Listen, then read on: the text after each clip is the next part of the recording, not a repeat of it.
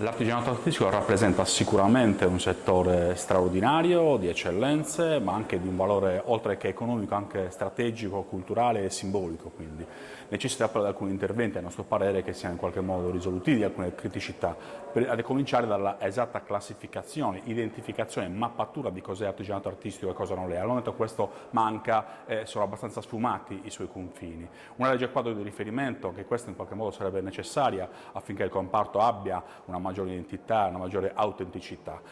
Inoltre eventi come questo qua di Mogoro, ma altri che ce ne sono in tutta la Sardegna di assoluta qualità e valore, meriterebbero forse una regia più complessiva per dare appunto respiro regionale e internazionale alle varie iniziative.